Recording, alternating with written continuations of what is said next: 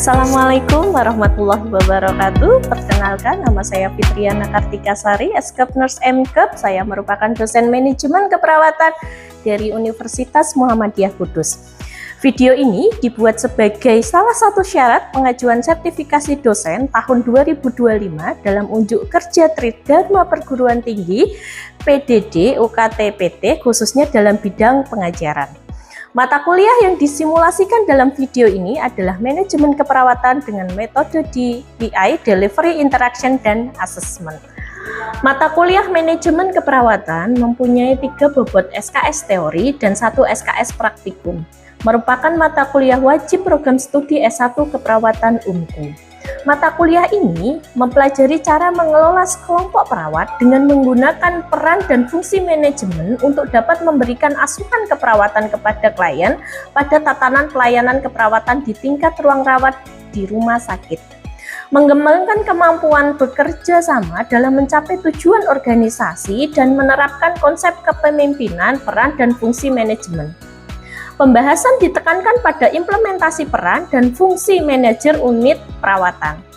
Proses pembelajaran dilakukan melalui metode pembelajaran aktif berupa diskusi, presentasi, role play, dan belajar berdasarkan hasil studi. Capaian pembelajaran lulusan ini di mata kuliah yaitu membedakan berbagai teori tipe kepemimpinan, peran, dan fungsi manajemen keperawatan dalam mengelola atau manajemen asuhan keperawatan. Menyusun perencanaan manajemen keperawatan suatu unit ruang rawat sesuai dengan tahapan penyusunan, perencanaan, dan standar akreditasi pelayanan. Menetapkan kegiatan fungsi perorganisasian yang sesuai dengan prinsip perorganisasian. Merencanakan ketenagaan keperawatan sederhana yang sesuai dengan kebutuhan ruang perawat. Mensimulasikan kegiatan manajer ruang rawat pada fungsi pengarahan. Menyusun upaya pengendalian mutu asuhan dan pelayanan keperawatan. Merencanakan penyelesaian konflik dalam pelaksanaan asuhan pelayanan keperawatan ruang rawat. Memainkan peran dalam proses konferen dan timbang terima sesuai dengan konsep manajemen. CPMK yaitu membedakan berbagai teori, tipe kepemimpinan, peran, dan fungsi manajemen keperawatan dalam pengelolaan atau manajemen asuhan keperawatan. Menyusun perencanaan manajemen keperawatan suatu unit ruang rawat sesuai dengan tahapan penyusunan, perencanaan, dan standar akreditasi pelayanan. Menetapkan kegiatan fungsi perorganisasian yang sesuai dengan prinsip perorganisasian. Merencanakan ketenagaan keperawatan sederhana yang sesuai dengan kebutuhan ruang rawat.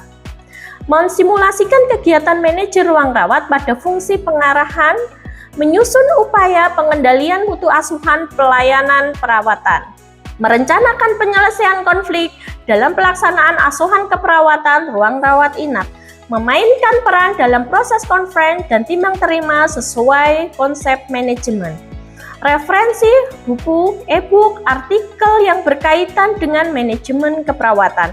Mata kuliah ini menggunakan metode sinkronus dan asinkronus, di mana metode pembelajaran yang digunakan adalah pembelajaran aktif yang mengutamakan peran mahasiswa dalam melaksanakan perkuliahan, yaitu dengan ceramah, small group discussion, project, analisis kasus, dan simulasi. Metode sinkronus dilaksanakan dengan tatap muka di ruang kelas, sedangkan perkuliahan secara asinkronus menggunakan siber yang bisa digunakan untuk penugasan secara mandiri maupun kelompok. Pertemuan dalam mata kuliah ini ada 16 pertemuan, di mana 7 pertemuan sebelum pekan UTS, 7 pertemuan setelah UTS, dan UAS. Evaluasi pembelajaran meliputi aktivitas partisipatif yang dimilai dari kemampuan pemecahan kasus, studi kasus literatur, atau partisipasi dalam simulasi skill laboratorium 25%. Kehadiran, keaktifan, kemampuan menjelaskan, ketepatan pengumpulan tugas. Penilaian proyek melalui penugasan lapangan, studi lapangan terbatas berkelompok untuk menemukan masalah, membuat desain pemecahan, dan pelaksanaan 30%. Penilaian tugas literatur, makalah, ringkasan 10%. Ujian tengah semester 10%. Kuis 10%. Ujian akhir semester atau UAS 15%. Demikian informasi yang bisa saya sampaikan untuk mata kuliah Manajemen Keperawatan mahasiswa program studi S1 Keperawatan Fakultas Ilmu Kesehatan Universitas Muhammadiyah Kudus. Untuk berikutnya saya akan memberikan cuplikan bagaimana proses pengajaran yang saya lakukan secara sinkronus tatap muka di dalam ruang kelas. Selamat menyaksikan. Assalamualaikum warahmatullahi wabarakatuh. Waalaikumsalam warahmatullahi wabarakatuh. Selamat pagi teman-teman semuanya. Hari ini kita akan belajar di manajemen keperawatan pertemuan ke-6 dengan Ibu dengan materi pengendalian mutu asuhan keperawatan dan pelayanan keperawatan. Sebelum kita mulai, mari kita awali dengan berdoa terlebih dahulu. Monggo berdoa dipersilahkan. Berdoa selesai. Teman-teman di sini sebelumnya sudah bertemu dengan Ibu Ini materi selanjutnya kita di mutu asuhan keperawatan. Oke. Apakah di sini teman-teman hadir semua? Hadir ya, tidak ada yang izin hari ini. Oke, kita next ya. Oke, di sini ada materi di manajemen keperawatan, ada fungsi manajemen yaitu perencanaan, pengorganisasian, pengarahan dan pengendalian. Oke, kita kemarin belajar tentang pengarahan. Masih ingat materi pengarahan di minggu kemarin? Masih ya, oke. Kita kemarin di pengarahan. Pengarahan itu apa sih kemarin? Yang masih diingat oleh teman-teman? Coba tunjuk tangan. Oke. Silahkan Mbak Intan. Sistem pengarahan yaitu bagaimana cara kita membimbing, mengarahkan, dan melaksanakan tugas sesuai dengan perencanaan ataupun tujuan yang ditetapkan. Oke, jadi memang dilakukan ya sesuai yang diarahkan itu ya. Paham untuk materi yang kemarin. Kita hari ini akan belajar di pengendalian. Di dalam pengendalian ini tujuan pembelajarannya adalah yang pertama mengetahui konsep dasar dan tujuan pengendalian mutu. Lalu mengetahui indikator mutu asuhan keperawatan dan mengetahui jenis pengendalian di ruang rawat maupun mengetahui proses menjaga mutu asuhan keperawatan. Di konsep dasar pengendalian mutu itu ada proses sistematik, penjaminan mutu, layanan keperawatan. Terus lalu difokuskan adalah keselamatan, efektivitas, dan efisiensi kepuasan berdasarkan pada Continuous Quality in Performance atau CQA dan peningkatan kualitas berkelanjutan. Jadi di sini adalah di dalam pengendalian mutu itu ada prosesnya. Nah, tujuannya di pengendalian mutu itu agar apa? Agar pasien itu selamat, perawat itu selamat. Intinya apa? Mengurangi resiko pada pasien maupun perawat ataupun tenaga kesehatan secara umum gitu Nah, dari di sini kita pengendalian itu agar menjadi kerja kita itu efektif. Kita sebagai perawat teman-teman sebagai calon perawat yang besok akan menjadi perawat yang profesional gitu ya, menjalankan kegiatan itu yang efektif gitu dan menjadi ini tolak ukur akhirnya dari pengendalian yang bagus akan terjadi kepuasan pasien dalam kita rawat atau perawatan gitu Nah, ini berdasarkan peningkatan kualitas berkelanjutan. Jadi ini memang kontinu berkelanjutan untuk proses pengendalian. Tujuan pengendalian mutu itu adalah meningkatkan kualitas dan keamanan layanan, menekankan angka kejadian tidak diinginkan dan menjamin hak dan kepuasan pasien. Di dalam pengendalian, memang di manajemen keperawatan itu kita fokus di mutu. Selain kita sebelumnya belajar di SDM di ketenagaan. Nah, pengendalian mutu sendiri ini adalah meningkatkan kualitas dan keamanan dan kenyamanan dari pasien. Terus menjamin hak dan kepuasan pasien.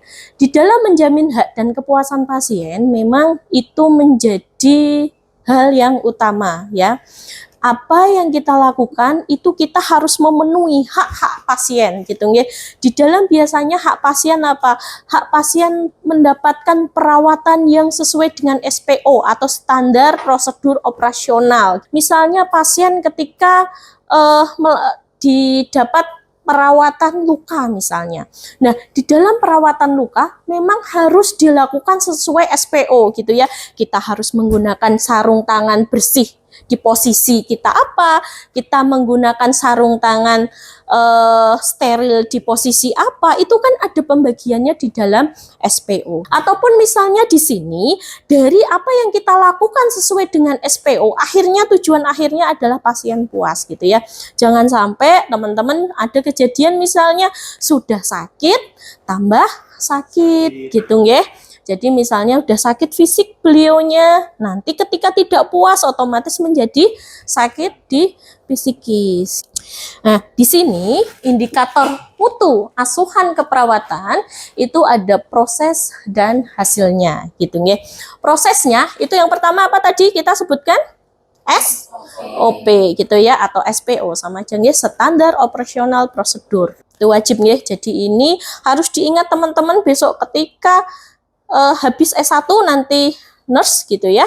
Nah, habis itu nanti ketika praktek di nurse juga teman-teman harus ya melakukan sesuai dengan SPO. Karena nanti di nurse teman-teman memang langsung kepada pasien gitu ya. Di sini yang kedua adalah proses dari dokumentasi ya. Dokumentasi yang kita pernah belajar dulu itu ada apa saja? Pengkajian, terus habis itu intervensi, implementasi, dan evaluasi ya. Nah, di situ kita harus di dokumentasi asuhan keperawatan itu juga harus dilakukan secara aktual gitu ya, sesuai dengan apa yang kita lakukan. Dan di sini harus secara komprehensif atau menyeluruh gitu ya. Nah, dari dokumentasi tadi, dari apa yang kita lakukan tadi itu muncullah respon dari pasien gitu ya. Yang kita belajar adalah respon objektif dan respon subjektif ya. Dari respon objektif apa yang kita periksa itu nanti respon objektifnya apa gitu ya. Apakah apa yang kita lihat atau kita nilai atau kita ukur, kita tuliskan di dalam dokumentasi. Lalu nanti ada respon subjektif, itu adalah pasien mengatakan, itu juga kita akan tuliskan di dalam asuhan keperawatan. Dari asuhan keperawatan yang kita lakukan itu indikator mutunya adalah kepuasan pasien gitu ya. Infeksi nosokomial gitu ya. Apakah memang infeksi nosokomial itu didapatkan oleh pasien maupun perawat. Terus yang terakhir adalah kejadian tidak diinginkan. Jadi dalam proses di sini mutu asuhan keperawatan itu nanti apakah ada tidak kejadian yang tidak diinginkan di dalam rumah sakit atau ruangan terhadap pasien ya. Nah, ini ya contoh indikator spesifiknya itu misalnya tingkat luka dekubitus. Teman-teman sudah pernah dengar ya. Di sini indikator spesifiknya contoh pasien dengan diabetes mellitus gitu ya. Terus atau pasien dengan stroke ya. Pasien dengan stroke biasanya kan otomatis akan berbaring terus ya. Terus habis itu ketika di situ tidak penanganan sesuai baik atau SOP gitu ya. Nah, bisa juga terjadi luka dekubitus gitu ya. Terus ada tingkat jatuh di situ, indikator spesifiknya itu salah duanya, di nomor 2-nya adalah jatuh. Jadi keadaan pasien jatuh.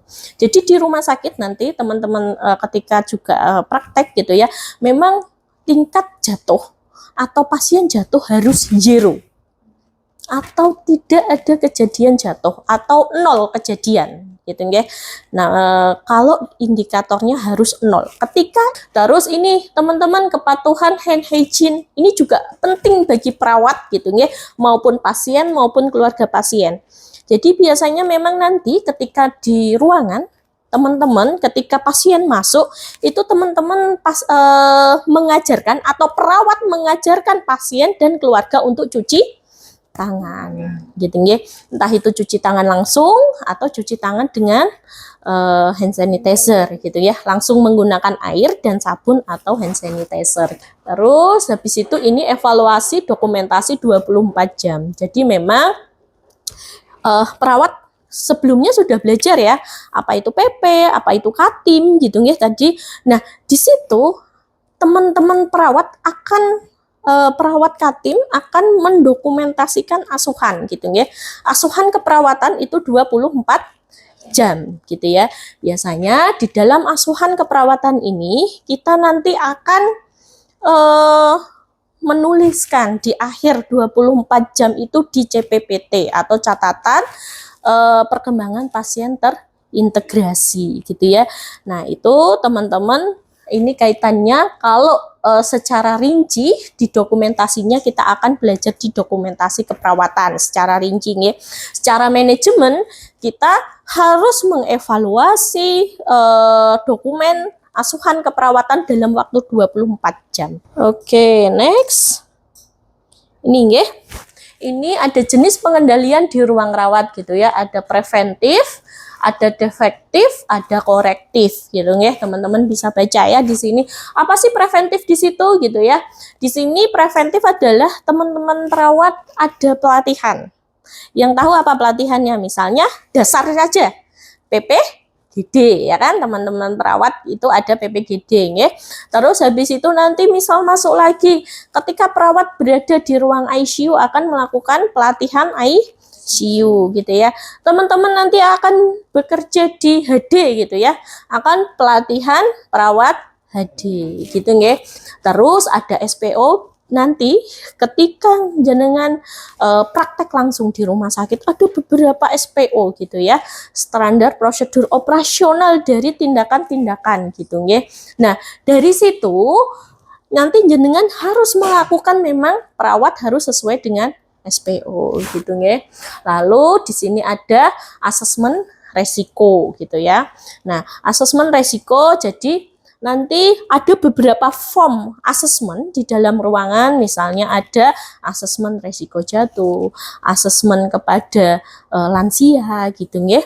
Nah, itu ada asesmennya di situ. Apakah memang di situ pasien nanti akhirnya ada resiko jatuh atau tidak gitu ya di asesmen. Terus ada detektif, di sini ada audit dan supervisi. Otomatis setiap perawat itu kan ada itunya ya, mulai dari PP, Katim gitu ya. Habis itu Karu, otomatis di sini akan diaudit oleh pimpinannya atau atasannya gitu ya. Begitu juga nanti ada supervisi gitu ya, yang ke ruangan-ruangan gitu ya, disupervisi teman-teman dalam melakukan tindakan keperawatan gitu ya.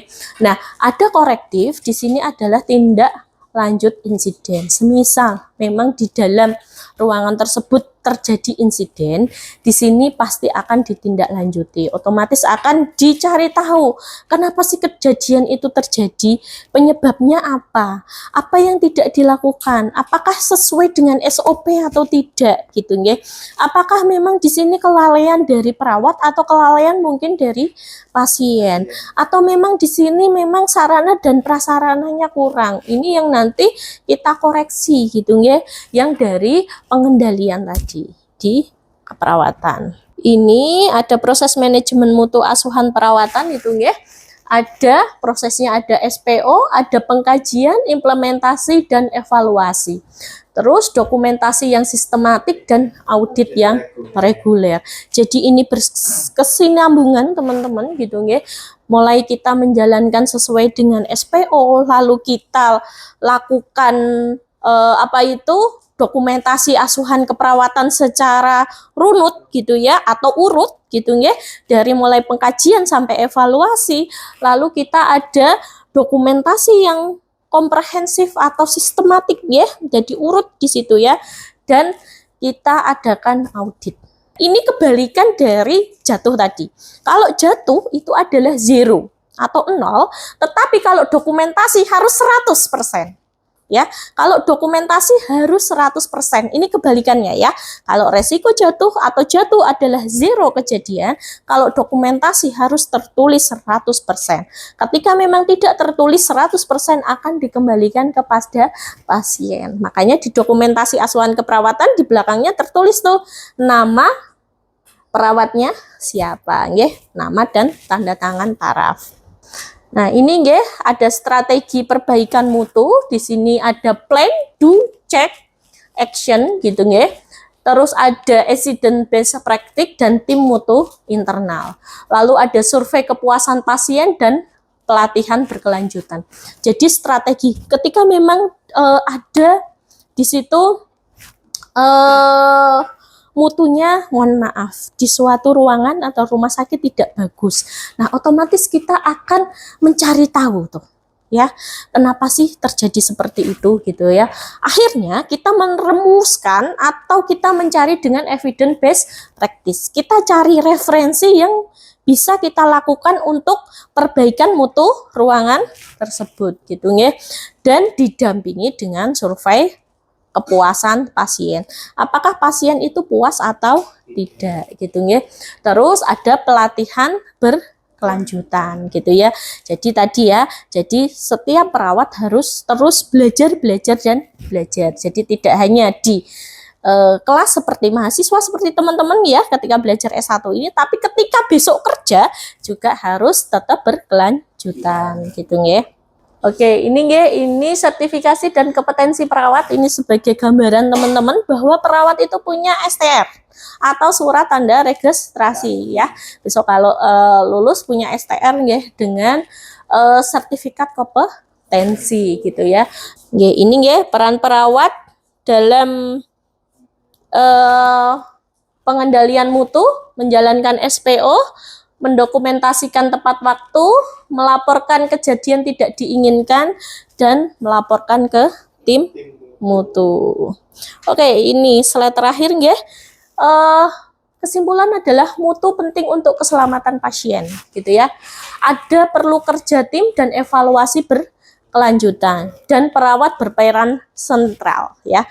Oke, selesai ya materi hari ini. Mungkin ada yang mau ditanyakan?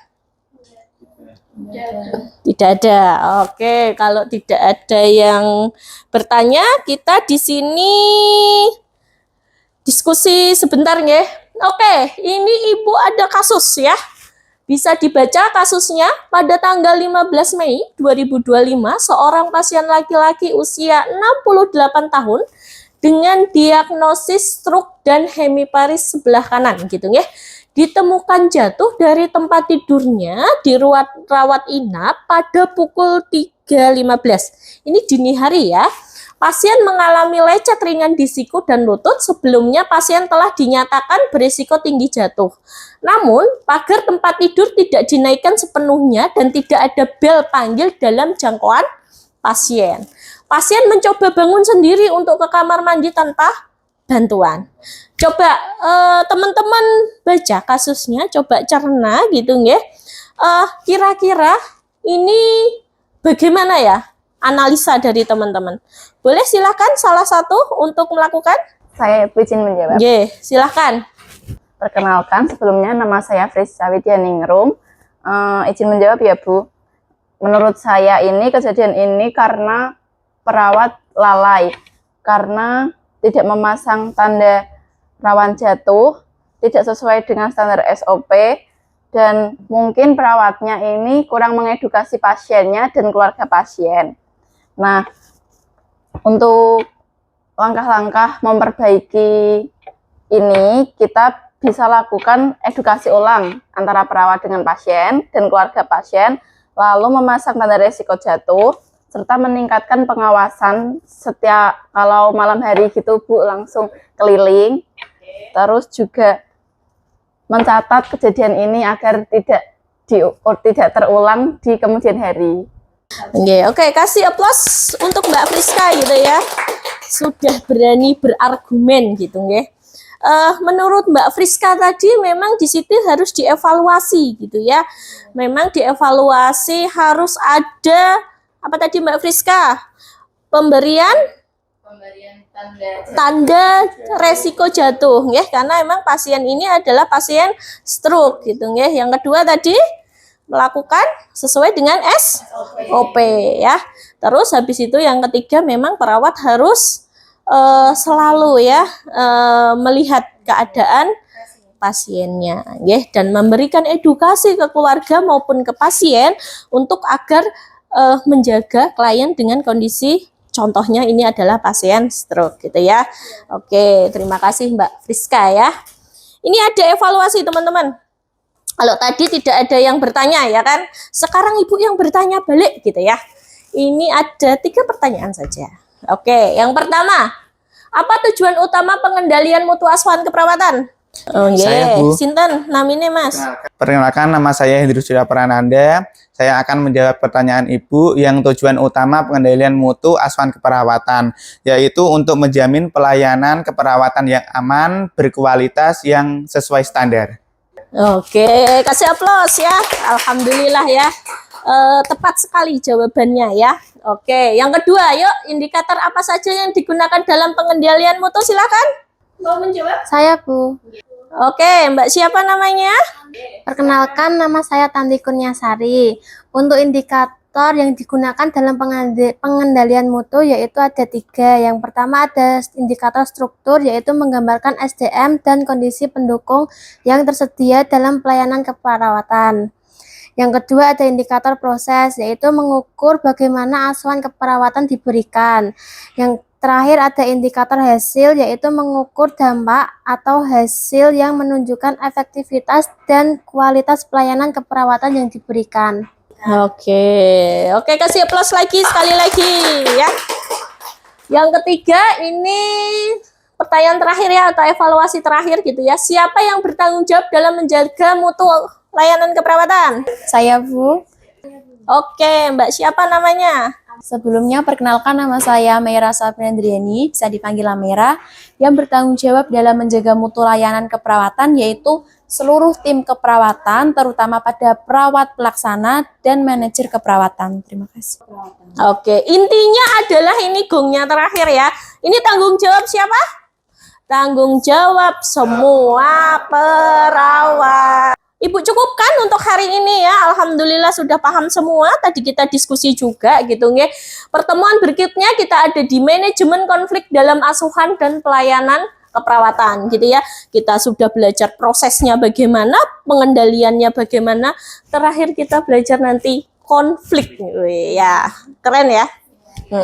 Materinya menarik ya minggu depan ya, manajemen konflik gitu ya. Oke, itu dari Ibu. Kurang lebihnya Ibu mohon maaf untuk hari ini dalam penyampaian. Ibu cukupkan untuk hari ini. Wassalamualaikum warahmatullahi wabarakatuh. Waalaikumsalam warahmatullahi wabarakatuh. Ya, Terima kasih, Bu. sama-sama. Terima kasih kembali. Demikian deskripsi singkat proses pengajaran mata kuliah yang saya ampu. Semoga dapat memberikan gambaran mengenai kinerja pengajaran yang saya lakukan, khususnya pada mata kuliah manajemen keperawatan pada program studi S1 Keperawatan Universitas Muhammadiyah Kudus. Terima kasih atas perhatian yang diberikan. Wassalamualaikum warahmatullahi wabarakatuh.